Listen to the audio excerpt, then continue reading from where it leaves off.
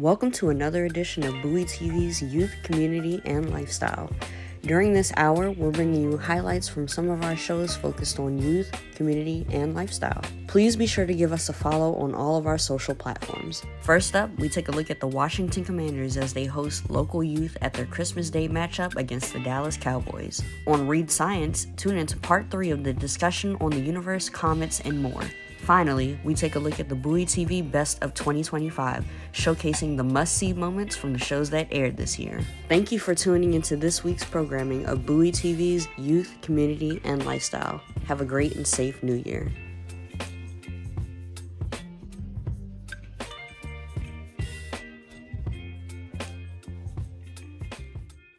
Let's hear it for the 2025 American Youth Football Champions! And here to do the honors, get loud for the one, the only, Josh Harris!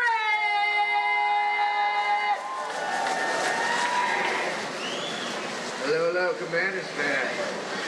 Well, I'm so happy to be here. And, Legends Plaza isn't just for John Riggins. It's not just for Joe Gibbs. It's not just for all of our heroes. It's for Daryl Gray, but it's for New World Order, man. You guys kick some butt. Awesome. Let's go. Give it up.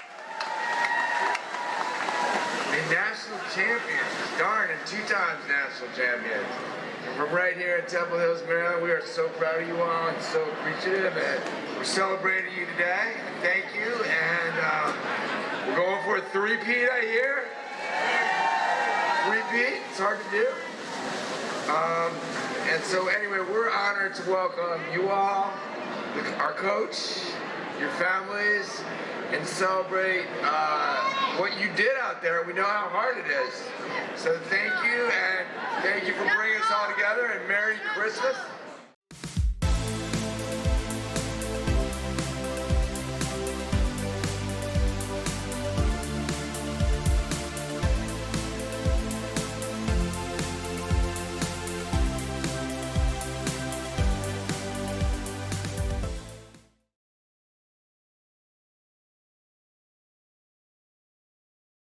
This is Joanne with Read Science. We are here, and I'm here today, of course, with my co-host, Jeff Schomeyer. We have today with us a pair of co-authors, and they're a great team because they've put a lot of books together. Let's start with their newest. It's their first book is Magnitude, the Scale of the Universe, and this one is recent. Their previous one was a book called Light. I'm going to lose my headphones. Light, the Visible Spectrum and Beyond. And these are 2 great picture books. And then one that's a little more, well, it's got pictures, but more text heavy is Your Ticket to the Universe, a guide to exploring the cosmos. I hear this is not how the cover should look. But we welcome today Kimberly Arcand and Megan Watsky. You guys say hi. Hello. Hi, everyone. I'm like, well, now that you mention it, I have, at least in my daydreams. So, I kind of like to give her a lot of credit for starting us on this really wacky path, because I don't know if I ever would have, thought to go out and get our own literary agent otherwise, but she saw something in what we had written together and put this little spark in us, and since then we've just been unable to stop, and it's a little bit of an issue these days because we both need a vacation, but it's just such a pleasure when you see, I'm a book lover, obviously, or else I wouldn't do this, but I have tons of books in my entire house. It's just stuffed with them, but so to go through all that work and to create this product that you can then hold in your hands. I know it's kind of old-fashioned and traditional, but I just really love that whole thing from start to finish. Yeah, I still love Your Ticket to the Universe for a lot of reasons. It's like our oldest child or something. It's,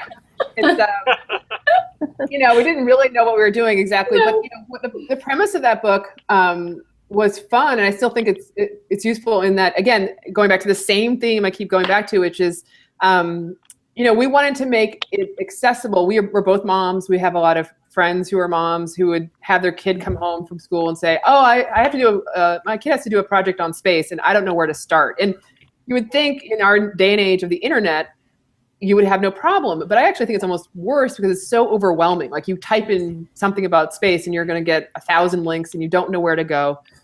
So what we did with that book was that we both like to travel. And so we tried to do it in a way that it's almost like a travel guide to the universe, which is why it's done the way it is and the ticket theme and all that.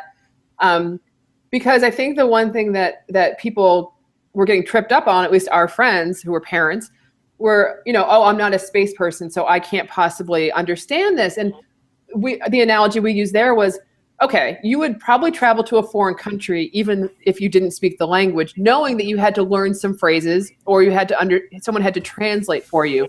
You would still go and travel. It's foreign, but that doesn't mean it's unapproachable or doesn't mean you wouldn't go. It's the same thing with space or any science. You just have to know the language. You have to have a translation. You need a guidebook. So we were trying to make it essentially a lonely planet for space without using that trademark expression. Yeah. Because we want people to feel, especially women and other people who are generally not feeling part of the science community, to feel comfortable with exploring space as if they would explore a country or a region which they had never been to before, in a similar way. So I think it's that was a lot of fun, and I think we tried to use analogies there too. We tried to make it the language in that as accessible as possible, as jargon free as possible. But it was, I'm sure we made some mistakes in there. Some were just being our first, and so, but it's still a project I love to talk about. So how you guys say you work together? So right now I'm gathering you're on different coasts. So how is this working? Yeah, well, better than you might imagine. Actually, I feel like the bi-coastal nature of our relationship is actually a boon for us because it's like, most of the time when we're writing these books, it's on the weekend or late on a Friday night or something. So, I can do something on East Coast time and then pass it over to Megan and it's still a reasonable hour and she can work on something and pass it to me and I'll have it bright and early the next day. I mean, it's really actually helpful, especially with our schedules. We both have kids and just, we're busy and doing stuff that needs to get done. So yeah, I feel like we've worked together remotely. Gosh, how many years, Megan? How many years have you been out in Seattle? I don't remember. 7 years in Seattle, but you were telecommuting, whatever, it gets complicated. Yeah. Your oldest is, I don't know, whatever. Gosh, my oldest is going to be 14. So yeah, exactly. It's been a long time. So we've always had an easy rapport with each other, I think. And the time zone difference did not get in the way at all. I think we're both relatively good communicators on email and phone. So that probably helps. But yeah, it's always been a pretty seamless process for us. I don't know. I can't imagine having a better writing partner. So yeah, we have this weird mind meld that we get each other very well. It's weird. And so I think, Kim and I, even though we're separated by distance, like there are certain things that just make sense to us, if that's the case, then we know we're on the right path. If it's too hard to explain it to one another or convince the other person, then we generally just drop it out. So I feel very lucky that we found each other work-wise because I think it's been a really great collaboration for so many years, and hopefully many more. Thanks. Hopefully. So we need a vacation. We need a little vacation. Yeah. Well, you're currently in the promotion phase, so yeah. After this. Yeah. Would you talk for just a little bit about what Powers of 10 is? I'm an older generation. It's very familiar to me and was very, it was just an amazing thing and influential at the time. And I love Ray and Charles Eames and this film that they made at a time when it was much harder to make films like that. But could you say what that is and how that's related to that, and to encourage people to watch it, because you can find it on YouTube now. And sure. It's really something that I think is still relevant. I remember seeing it for the first time. I think I was probably in college. I'm not sure. And anyhow, it's a very simplistic film in its concept, and it basically starts out and on a blanket in a park in Chicago. I can't remember the name of the park. And it starts going out, with by orders of powers of 10, so 10, 100 times 1,000 times, and keeps stepping out until you get to the outer reaches of the universe as far as size, and then it zooms back in and goes into the body and goes into the person on the blanket, and then goes into the subatomic level, and so on, goes the other way. So everything is done by a power of 10. So that means, multiplying or dividing by 10, which is that concept of magnitude that you were talking about, and understanding orders of magnitude, which are so important. It's such an important concept to understand, because I'll get back to that in a second, why it is, I think. But the Powers of 10 movie is it's a very short film. I can't remember how long, but it's not that long, but it very powerfully, pardon the pun, depicts the concept in a short period of time. It was brilliant. We love that movie and the books and all that went with it. And so what we wanted to do in Magnitude was to not just redo that, because it was so well done, but we wanted to expand on it. And so we wanted to take that concept of stepping through the powers of 10, or the range of things in these other concepts, whether it be mass or density or pressure. So the powers of 10 was definitely an inspiration, and we wouldn't want to fix what wasn't broken with that, but we really think it was just a brilliant thing to do. And just quickly about the orders of magnitude point that you had brought up earlier, Jeff, we find that there's just a lot of misconception, or maybe misunderstanding, about what even the difference between a million and a billion and a trillion is in these days. And people don't fully understand the difference. And, you can ignore, the extremes of science if you want, but you really should know what that means when it comes to, what's happening in politics, in our economy, in our climate, and all these things. So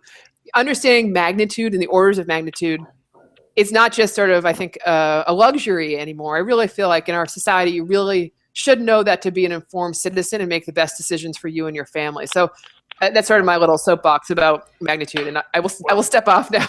Yeah, no, I mean, I think Megan raised all the important points, because, if you just look through your Twitter feed or toss on the nightly news or whatever, all those topics that they bring up, record number of stocks traded, 10 to the 11th, Google searches in the trillions, 10 to the 13th, distance to exoplanets, 10 to the 20th, stem cell research, 10 to the negative 5th, probably, whatever. All of these numbers, I mean, it doesn't matter what it is. It's millions of Spotify downloads. It's billions of tons of ice being lost in the Antarctic. It's trillions of dollars in U.S. debt. Exactly. Yeah. And those numbers, they grow and they grow and they grow. And it can seem so huge and so hard to grasp. I mean, you hear trillions, approximately what that means, but to actually quantify that, to actually be able to grasp that, to be able to understand the difference between a million and a billion and a trillion, it's not just adding a few zeros. I mean, it really, the amount of magnitude, the change in those steps is really hard, I think, to understand. So we try to do that through the book in a number of ways. We talk about time. I think time is one where I always like to start with, because I think it was Vera Rubin who did it first, when she, talked about how long it would take you to count to 100 seconds. How long would it take you to count to 1,000? Okay, we kind of get that. So how long does it take you to count to 1,000,000? How long does it take to, that would be what? Days? How about billions? Well, that would be years, and then if you want to count all the way to trillion, well, I don't know why anyone would, but that, quickly gets you into tens of thousands of years. So just understanding that difference, to days, to years, to that huge amount of time. I really think it's such an excellent illustration of the difference in those quantities and what it really means. It's funny. Oh, go ahead, Jeff. Go ahead. Two things. I had a professor once who always said, because he thought the perfect time for a science seminar was a microcentury, which is a useful thing to remember. But I think when Megan was talking, I was thinking it becomes something critical even for to be a good citizen when you hear things say, this program, this government program will only cost $100 billion, so we're okay, but we're going to have to cut this because it costs $10 million. And if people don't see that the relative magnitudes of those makes a huge factor in the propaganda effect, it's a big problem. They're being taken advantage of. I'm just going to jump back quickly to excuse me, to the Eames. Charles and Ray Eames' grandson, he put together a short video about scale, and he says, I'm paraphrasing and I might muck this up a little bit, but he basically says that understanding scale is a form of literacy. it's sort of, to not understand it is sort of it's a form of being illiterate in a way, because there's so many ways it affects you. And he thinks that understanding scale is kind of like the new geography. You have to be able to put things into context in order to understand what it means. So yes, is that program that they cut $10 billion from, is that a lot? Is that a little? Is that, again, that the economy and politics is just one realm, but there's so many ways. Is that hurricane that just, 10% more powerful and destructive? Is it 100 times? Is it 1,000 times? Like, understanding what the steps are and the real relationship is challenging, and I think really, really important given what's happening in our world today. So the one tidbit say that the Hubble Space Telescope has the mass of 300 golden retrievers is amusing, illustrative and things, but and also I think subversive in a way, because it's easy for people to read, but it's also easy to remember. And those things, as they pile up in your mind, right, is what allows your brain, your mind, to make that induction of the idea of what magnitude is, so that you have all of these things piled up on it. It's not a simple idea. It's one that grows, and you come to it over time. Yeah, and I think we tried to format the book, I think, a way to make that easier to process. It's not a book you have to read front cover to back cover, as Joanne is so beautifully illustrating right now. It's easy to dive in and out, so that you can, go check out a section on time and understand it, and then kind of go back and check out acceleration, kind of a natural extension. There's, and I think it's a convenient book to be able to just look at a little bit, process it, go look at something else, process it, and it relates to so much. I mean, we've got the Winter Olympics coming up, for example, and there's going to be a lot of really interesting numbers thrown around just in the Olympics. And exactly, we actually used that a couple of times in the book. There are so many numbers being thrown around, and there's a lot of numbers in this book, and hopefully we did all the calculations right. So yes, numbers are really important, though. I mean, at the end of the day, that's, I think, one of the points that we're hoping people kind of take away, how important some of these quantities actually are. Right. And I like what I was trying to sort of show is the compare, because when Jeff said 300 gold, we've got almost everything you've mentioned has a compare, and it will relate. The density of this is 1/4 of that, of the other thing on this page. And I thought that was very clever. And, I could see a kid going, oh, that's cool. A typical ceiling fan rotates 40,000 times faster than the Earth rotates. I like the one idea. There's so many ideas, layers of ideas, which is good, because that rewards people for coming back, and there's more depth. But locating these images for comparison on the logarithmic scale, I thought was a very nice touch. It's one way to organize it. And the first time you read the book, it's cute, but you may not pay much attention to it. And then later on, it starts to add depth. And happily, with that depth, what you start to get a better intuitive feel for what magnitude is. And you also, sort of through the back door, come to understanding what this really is for comparing these big and small things. Yeah, you broke up a little, Jeff. Sorry. Yeah. Well, I was just usual stuff. But the logarithmic scale is important, but you can come back to it later when you say, I wonder what that means. And when you look at it more closely, it repays that by giving you more depth of information and helping you understand magnitude and how to compare things, how to understand it. Yeah, I mean, just going back to that analogy of like literacy with scale. I mean, I think you can have sort of the analogy of a foreign language is that you're kind of getting some key phrases and some key basic understanding, and then over time you build fluency. You're not going to be fluent the first time around, but being fluent in scale I think I'm biased, but I think it's very important. And so hopefully this book can help you feel more comfortable with those initial useful phrases of scale, and then over time, if you can return to it and get more information, more detail, more breadth of your language of scale over time. Megan, I love that analogy. You have to use that again. Yeah. Save that. I'll forget it in 10 minutes. So. Oh, no, don't do that. Don't do that. It kind of illustrates nicely that intimidation barrier of feeling like there's too much, I can never understand it all, I'll never be able to speak French. But yes, learn how to ask where the toilet is, say what your favorite food is. After a while, you'll understand how to use logarithmic scales to compare things. Yes, Right. exactly. I love that. Even the And toilet. as Jeff always says, he says, everyone can learn science. You might not be able to do it in 5 minutes, but it can be done.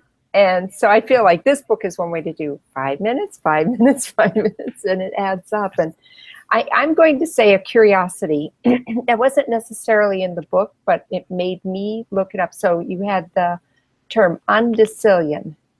Undecillion.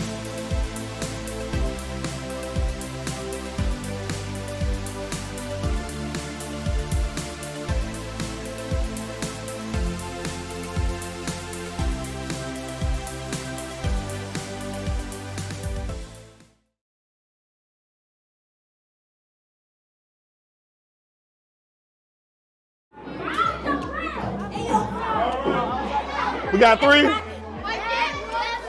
Awesome stuff. Good morning, ladies and gentlemen. Coming to you live from Ocean Bowl Games 2025. It is the 3rd official day of summer, and we're here at Cecil Kirk kicking off session 1, covering science and technology. I couldn't be more proud of my team. We're getting to do some good work today, and hopefully we can get through the entire lesson plan and gamify the system, which is one of our missions here at Steam Your Dreams / Ocean Bowl Games. Shout out to Roma. You guys remember some of the playground games you played last year? Physical activities. So we're all about learning, but we're also about getting you guys physical. So we're gonna be with you guys for the next 3 weeks. So the next 3 weeks, we're here to get you ready for Ocean Bowl games. You guys are competing against other rec centers. So you guys wanna win, right? Yeah. Cecil Kirk wants to be the championship team. Who here likes gifts? Y'all like money more than gifts? Who here likes free stuff? Of course, everybody loves free stuff. At Ocean Bowl games, you guys are gonna have a chance to win all of that. If you get really, really good at the games, the physical activities, and all the camp activity missions, you're gonna get an opportunity to win money, win gifts, and win a lot of things for your rec center, and come out on top and be the winners. Does that sound good? Yes. Come on, man. I feel like everybody loves gifts and everybody loves money. I saw all the hands going for that. Hello, it's Coach Tariq. I'm here at Mary E. Rodman. It's their first time participating in Ocean Bowls, and we're very excited to have them. Today we're going to be doing kickoff, an introduction, along with science, AR scavenger hunt, and technology, Microsoft Make a Code. Over the next 3 weeks, we'll be here once a week, coming in to work with you guys and helping prepare you guys for actual Ocean Bowl games so you can be prepared and set your best foot forward to win. Coming to you live, 2025, session 1. We're here with the reigning champs of Ocean Bowl games 2023 and 2024, the illustrious Harlem Park Recreation Center, and the great Coach Lucky. And we're looking forward to kicking things off. We're about to move into a session. Today is predominantly science and technology, and we'll be back to you soon with how everything went. 2, 3, 4, 5, 6, 7, 8, 9, 7, 8, 9, 10, 11, 9, 10, 11, 12, 13, 14, and stop.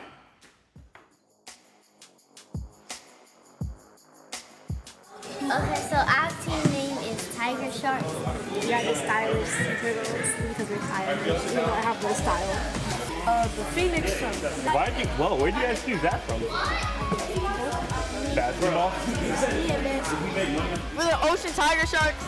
And OCS is making a return? the Black Jellyfish. Blue is the Ocean Sharks. It's Blue Ocean Sharks. Blue Ocean Shark. Our name is the Golden Sharks. Our team name is Seal Turtles. I mean Seal Turtles. Super Sewer. Super Seahorses. Black Twins. Well, you guys have Gators and Kraken. Which one do you guys Kraken. Kraken sounds cooler? Yes. The King Shark. All right, so that was Ocean Bowl 2024, and we're getting ready for Ocean Bowl 2025. Like Coach Kiki said, we will be here for 3 weeks. And in those 3 weeks, we're gonna help you guys prepare so when you take on the other rec centers, you can come out victorious because you want to win, right? Yeah. I don't believe you want to win, right? Yeah. There we go. So today our focus is on science and technology. Next week we'll be focusing on engineering, math, and art, right? And playground games. And playground games. At Ocean Bowl Games, in this activity, you guys are going to use tablets in order to find different images and scan them. Each team is going to be given a riddle sheet. These riddles might have clues from the Legend of Wiki the Kid. So coaches, make sure they read them because they might have it, and I'll answer questions after this. So because the cameras are super sensitive, when you're trying to scan one to make sure it isn't a zinger, you're gonna make sure it sits by itself, not near any other marker. Because if one's a zinger and one isn't, it's gonna pick up both and you're gonna get a zing. Sound good? Awesome. So give them a little space and try to make sure the camera. So that's how you do it. Yep. You can't. They can't be together. Like if they're like this, it's gonna pick up a zinger. All right, how have you guys been doing on the activity? Have you been getting them right? No. Has it shown up red? That's actually kind of you getting it correct. It doesn't show it, but you have been getting it correct. Have you ever experienced anything like this before? What do you think of augmented reality? Is it pretty cool? Yeah. You guys like it? Yeah. Is it something you're gonna try again at Ocean Bowl? Yeah. Maybe? You gotta do it for points. All right, looks like you guys are getting a few zingers. Yeah, but it's not wait. No, it's not working. So if it doesn't work, try hitting refresh and see if that does it. So you have to try and match that to which one it is. Surprisingly, if it turns red once you check it, that means that it's correct. It doesn't say that, but you guys got it correct. If it's red, it's correct, which is a bit backwards. Okay. Have you guys ever done augmented reality before? No. How does it feel to try this thing out? It's kind of. I feel like that it's a good experience for us because we can like try out different things.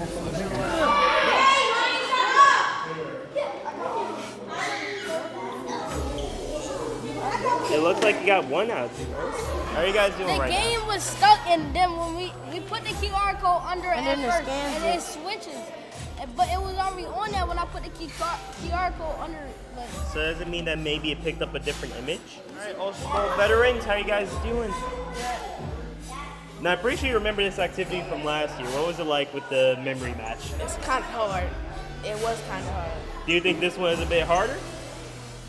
Or a bit easier? A bit easier. Do you think that's just because you remember everything from last year? Yeah. So you're able to take a guess as to what some of these are? Yeah. How are you guys doing?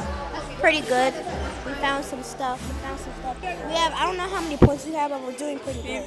How many activities have you done so far? 3. 3? So you all found almost all 4. Yeah. Do you think that you learned this stuff last year, or do you think you're actually figuring it out on the go? I don't know. This is my first time being back here after 1 year, so this is all new to me. So it's all new to you? So how have you guys been guessing it, or are you guys actually using it? She's good at games, so she's been doing most of it. But we also have been helping. Okay, I like that. So you guys are doing their team. Uh-oh. It looks like they found a zinger. You did it? You guys found a zinger. That means it's a wrong one. So if you guys find a zinger, you have to go to three bars and try to scan again. What type of crab is this? Nobody's a crab. What kind of crab though? A green one. There we go. That's a start one. But it looks like you didn't drag it in the right place. So you might have gotten it right, but you had to drag it in the right place. But you still would have gotten points. You already tried to see, but now you have to restart it. So you have to hit the 3 corners there. So does it look like you've done it? Exactly, you hit next. So now, if you want to, you guys can work on building a new plane.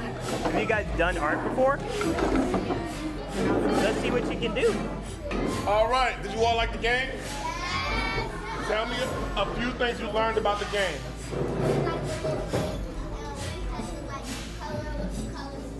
Right, you definitely had to match the colors. Each color was a different line of code, and I saw you guys were choosing some very interesting sprites in order to create your game. That was really, really good. Talk to me, what else did you learn about your game?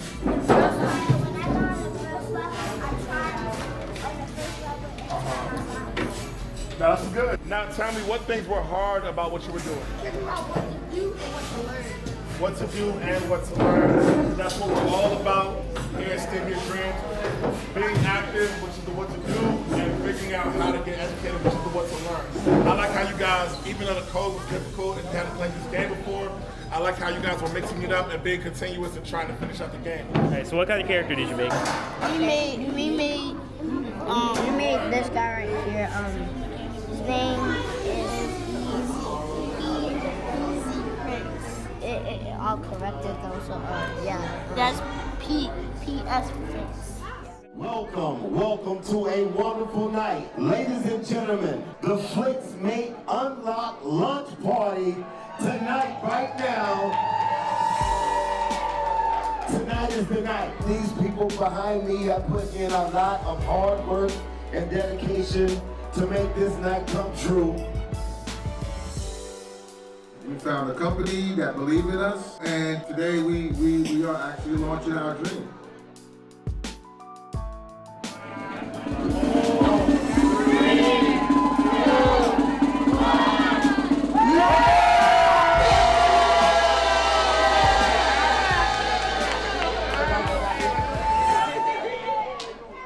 Good morning. Thank you for giving me a few minutes. I know it's early in the morning, but I wanted to catch you before you go into your meeting. So I know that you've been following the data center or the coming of the data center for a while, and you've been sharing it with me. You've been talking to me about it, and I saw your interview with PSL. Is that the right name?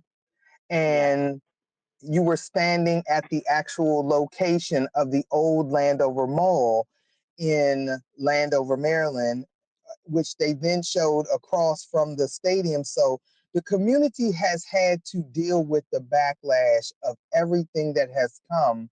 And just like you said, and the other guy said, it isn't always in the forefront of what's going on that you find out until it's happening in your community, and you just go, okay, it's already a done deal. What can we do? So what is your goal? Because I know you have reached out to the county councilwoman's office before, and you hadn't gotten any response. And now they've reached out to you. So give me your thoughts on what you want to accomplish, and how do you feel about the success that connecting with them will have or could have for the community, as well as your mission to prevent this data center from coming? Oh, sure. Well, I was very excited when the Party for Socialism and Liberation reached out to me, also known as PSL. They are an organization that's like a grassroots activism organization. So they're here to help with the fight against the data center. We're going to be canvassing, we're going to be doing calls. So we've got things coming that are going to be in the works with PSL to help prevent this data center from being successfully groundbroken. You know, we want to stop it from even breaking ground. So that's my biggest goal, to get the data center moved to a new site, a new location, a new state, you know, somewhere else other than Maryland. It's especially My backyard. Right. For the size and magnitude of the data center that they would put there, it would be one of the largest in the world, not just in the country. You know, it's a mega data center. So Wow. that's something that concerns me, because the smaller ones are already harming the environment at an alarming rate. And if we put a bigger one in our community, then what's going to happen to our environment?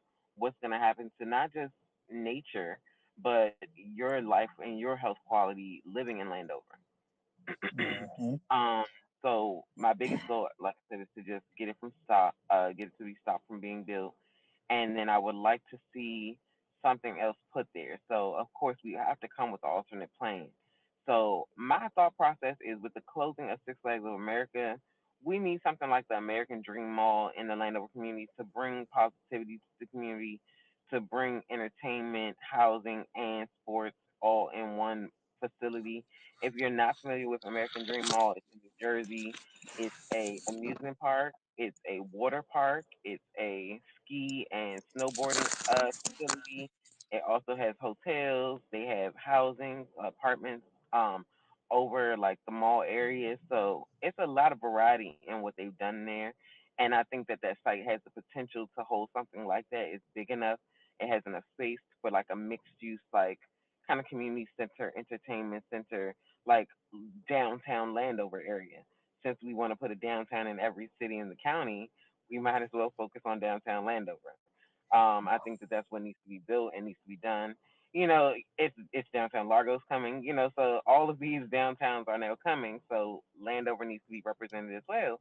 And I don't think we need to be left behind in the creation of a walkable, livable community. Um, so that's what I would like to see put there.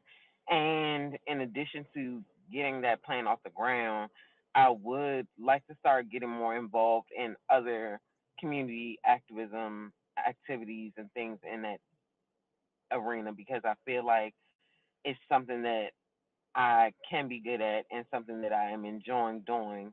And I want to help my community in a way that is going to make it better for my child and her children and things of that nature. So that's kind of where I'm headed So, with it. have you heard where, or do you know where the county council's woman, where she stands on this issue? Have you heard her speak about this issue or anyone from her office? So at this point, when I first called the councilwoman's office back in July, there was no public comment made at that time. So this will be the first time that I'm hearing from her and her team what her perspective on data centers is. So I'll get a little more background once we have this meeting. So it is something that is not being widely spoken about by the councilwoman, but I'm hoping to change that with this meeting. Oh, okay. All right. So, is there anything else you would like to share before we sign off? Because I definitely want to talk to you after the meeting. I'm hoping that it's successful. I'm hoping that you express your concerns to the point that you're heard and that they really take a position and a stance on what this means. And just as a community resident, the first thought comes to mind is data centers need to pay their way. They need to, if they're going to harm the community in that capacity, there needs to be checks and balances. And you need to pay for your own electricity. You need to have your own infrastructure of a small city so that it doesn't weigh on the surrounding community, because we all know you're not going to have water, your electricity, all of these things that are going to start to happen that big business and especially big data don't want to have to pay for. They're like, oh, we'll just give you some tax dollars that don't really go where they're supposed to go to help the community, and then continue with creating blight all around them. Yes. So my biggest takeaway that I want people to know is that you can be active as well in this movement. I have a petition on change.org. Yeah. So if you can, search it up, stop data center from coming to Landover, you'll find my Yeah, we'll petition link in it. We'll link it. Yeah. So you can join the fight. You can help us to stop the data center from coming to Landover. If you have ideas about what could come to that space and something other than a mixed use, entertainment, sportsplex, let me know, so that I can pitch that idea to the county. Because if I can bring the council something that's going to generate income, that's going to be beneficial, that's going to create jobs, actually more jobs than a data center would create, a sports complex like that, what I'm describing, would create more jobs in the community. Teenagers that can't work at Six Flags now will be able to get rehired at this new amusement park, things like that. So I feel as though it's a good option to do this style of American Dream Mall. But yeah, just get involved, participate, be active, and I look forward to talking to you guys after the meeting. All right. Thank you so much. You have a good day and good luck.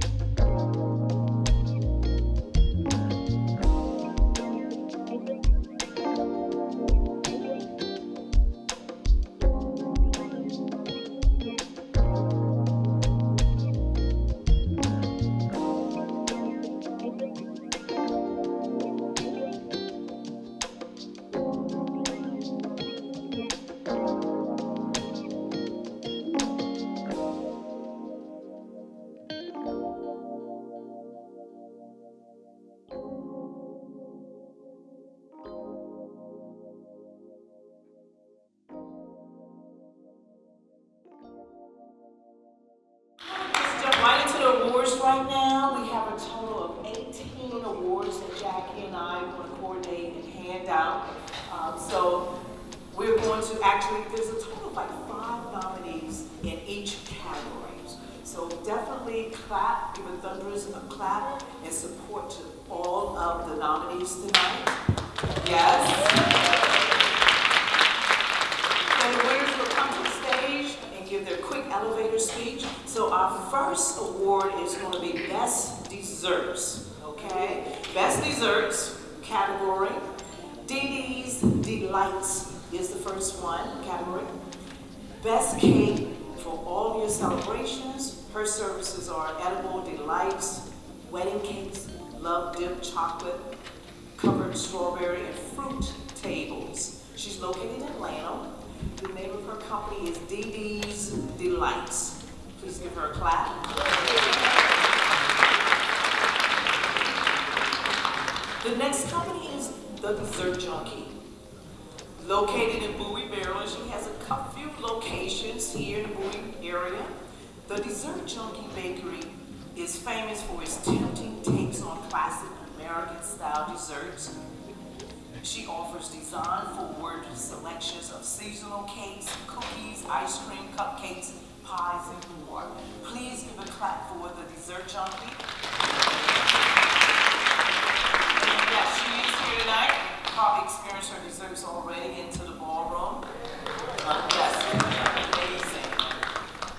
The next business is the Mix-Up Dessert Bar.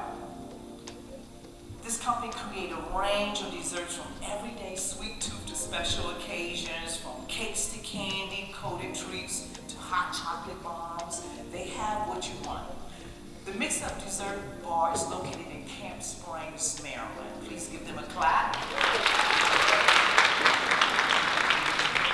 And then we have Cinnaholic Gourmet Cinnamon Rolls. This bakery is proud to create your own cinnamon rolls and other sweet treats like made from scratch brownies, cookies, and edible cookies dough. They're located in Crofton, Maryland. So please clap for the So the winner for best desserts for this category is, drum roll please, the Dessert Junkie, the owner is Alexis Streets. Please come to the stage, Alexis. Thank you all so much. With me being a huge introvert, this is killing right now. But I appreciate it. 16 years in business, going on 17.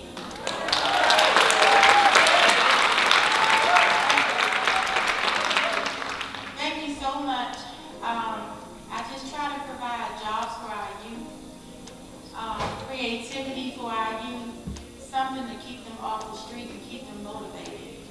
So thank you so much for your support. Excellent Cafe Medreno. 3 generations of coffee growers from Honduras, roasted in Baltimore, and all organic coffee, bringing out characteristics of creamy, sweet, citrus notes, as well as chocolatey and caramelized flavors. They can be purchased on Amazon and now at the Maryland Women's Business Center in Bowie Town Center. Best specialty shop.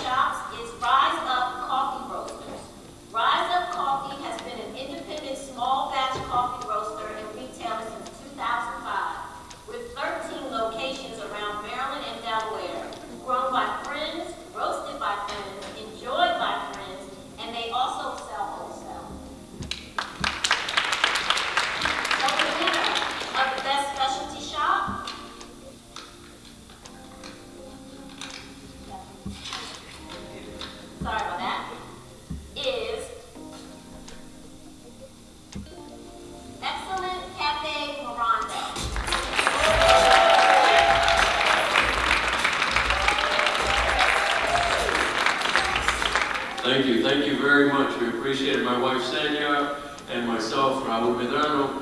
Our coffee business, let me step out behind the podium. Our coffee business, we started in 2018, so we're about 8 years old.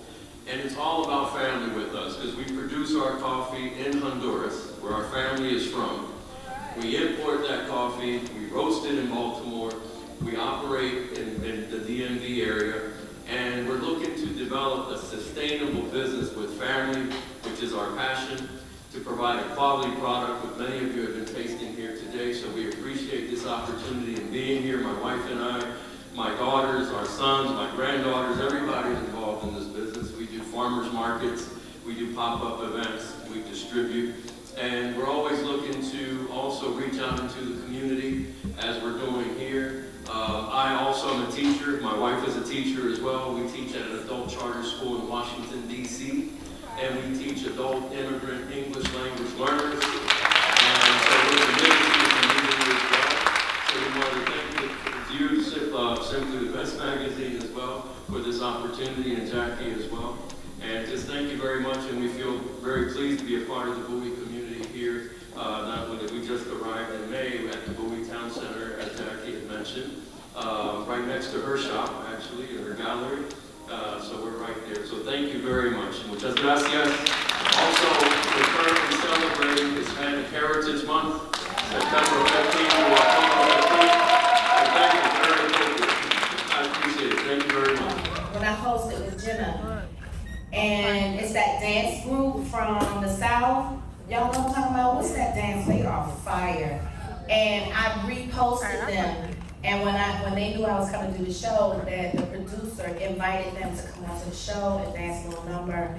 And the young lady who is the captain of the troupe, or the choreographer, she was like, "Oh, if one of our young ladies is named after you." And she was one of the dancers. Yeah. It's like a few Taraji's out here. I only know one. It's only one. We only acknowledge one Taraji. No, we acknowledge everybody. But a lot of people grow up and live into their names, right? My name is Sahara. It's what you looking at? Show everybody. That's how I use that club last. You know a review? Oh, okay.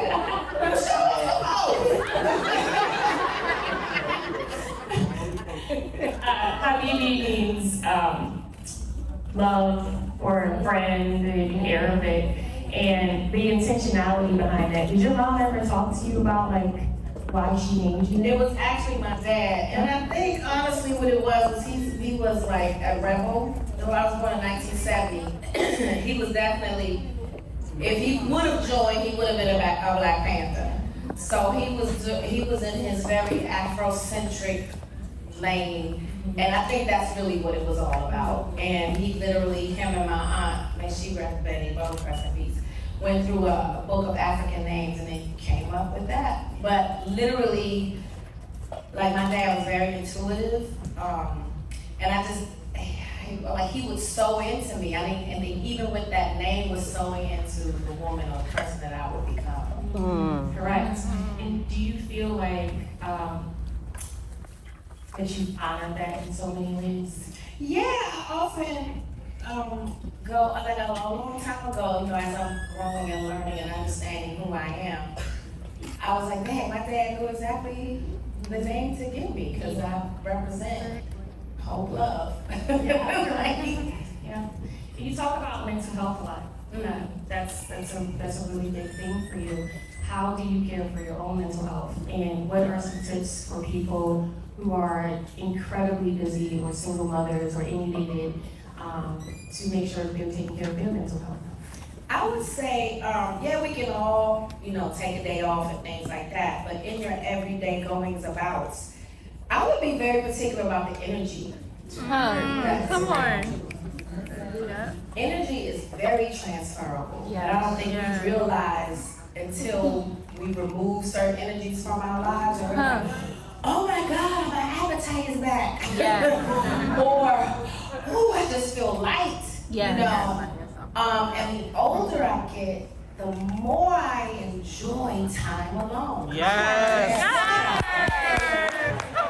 I thought it was just me. No, man. I thought so too. I love being by myself. Because I don't have to worry about Anybody pleasing else. anybody. Yes. Making sure somebody else, all of that energy and attention goes It's to going me. to get done. Yes. Yeah. And what have you taught your son about that? Like, how does he handle his mental health? I think I overdid it with him because he is very dull on somebody. I be like, boy, you need to go out into the world. No, he has his moments, but he too understands energy, and he's very funny about energy. Yeah, so I think I may have overdid it with him. And also, I think also for him, it's about the intention that his mother brings. Like, you know, my father was great at telling him at a young age, a lot of people around you are just friends because of who your mother is. Yes. And I even had him say, you know, Ma, I don't, you know, I was like, whatever happened to such and such? He was there, yeah, Ma, she was counting your money. Oh, wow. So he's very aware. Yeah. And protective, I would imagine. For sure. Yeah, my daughter's very protective. She does not play about me. Did you see that? In your book, Round the Way Girl, that's a throwback. I remember you talking. You were talking about getting the Benjamin Button movie, and you say you've always been a hustler, and you were getting ready to do a garage sale because you wanted to buy some stuff. And then you got a call from your manager and they wanted to meet with you and you didn't think you were going to get the part. So you were like huffing and puffing about having to go and meet with him. You said, no, okay. But have you had those instances often where you kind of like had to decide, like you didn't know what was going to come at that meeting. And when you had to decide like, okay, let me follow my intuition and go on ahead and take this meeting, or let me do, you know, what I want to do. Like, you could have easily kept that sale, but my manager wasn't. My manager's like, girl, if you don't